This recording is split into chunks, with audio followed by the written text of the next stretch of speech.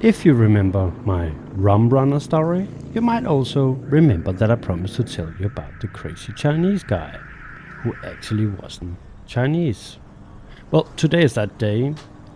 It's all started on my latest trip to Pattaya, and this story involves more than one visit to heaven above.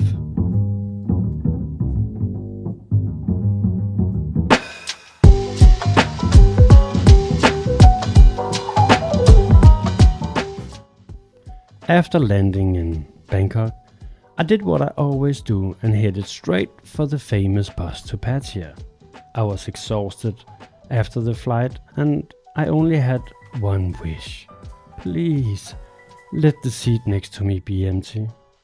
The last time I made this trip, I ended up sitting next to a 200-kilo Indian guy who was sweating so much it was literally dripping onto me.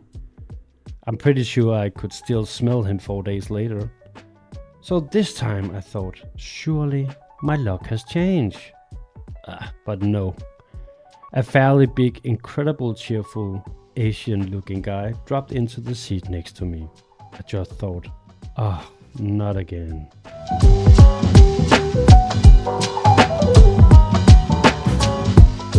After a few minutes, we start talking. And to my surprise, his English was excellent, which actually made sense because he was from the United States. At one point, I asked if he had, like Chinese roots or something. Well, he burst out laughing. No, he said, I'm actually from one of the countries that doesn't exactly love China. Well, for the sake of the story, let's just call him Hong.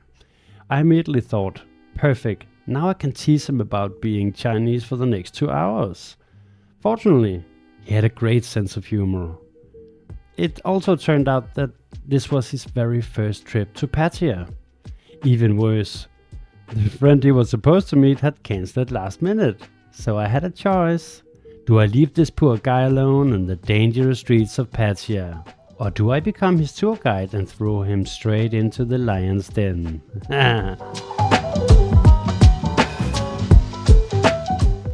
Well, of course I decided to show him around. I'm a nice guy, at least in the beginning.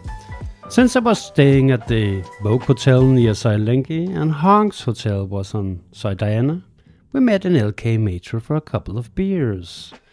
After the first drink, I could already tell he was ready to experience something a little more exciting.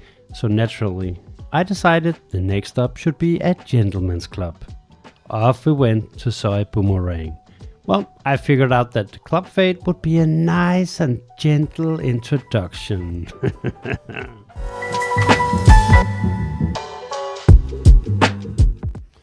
On the walk there, I gave Hong one simple piece of advice. If you're going to enjoy Pattaya, leave your morals at the door and switch up your ability to be offended. Well, he stood up a little straighter. I'm ready. We walked down Soi Boomerang like two kids heading into a candy store. Well, so much for the gentle introduction. We had barely stepped inside before several ladies welcomed us, wearing outfits that suggested that Thailand must be experiencing one of the more hotter days. We grabbed a table, ordered some drinks and chatted with a couple of lovely service ladies. Everything was relaxed. Well, until Hong suddenly tapped me on the shoulder. Hey, look over there. I looked across the room, and yeah, a gentleman was receiving what could only be described as a very enthusiastic massage, right there in the open. Hong stared at me. Wait, is this only level 2? I smiled. Yeah. We looked at each other. I think we are ready for level 3. Well, after paying the bill, we stepped outside. The drinks had done their job and suddenly we both felt much braver. The weather was perfect, warm enough to remind you that you're in Thailand, but comfortably enough to enjoy the walk. Fortunately, level 3 had excellent air conditioning.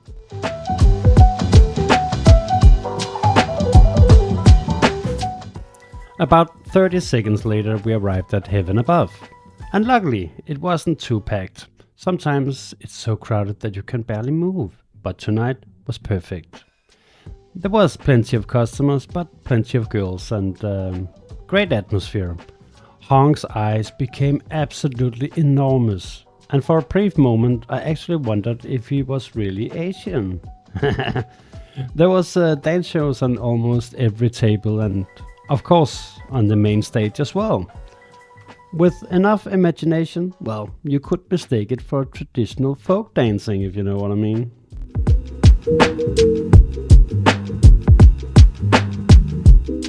Now it was Hong's turn. I signaled one of the service ladies to bring over a girl and a lady drink. Hong looked around the room like a kid trying to choose his first Christmas present. He couldn't stop focus on, anything. After a few minutes, he finally pointed across the room. I think she looks really sweet.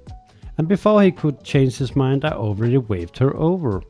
She turned out to be lovely. Then Hong admitted something. Well, the girl you picked first, she was actually my first choice. He'd simply been too nervous to call her over himself. Well, we laughed about it and ordered more drinks and settled in. By now, we both knew one thing. This was probably where we would spend the rest of the evening.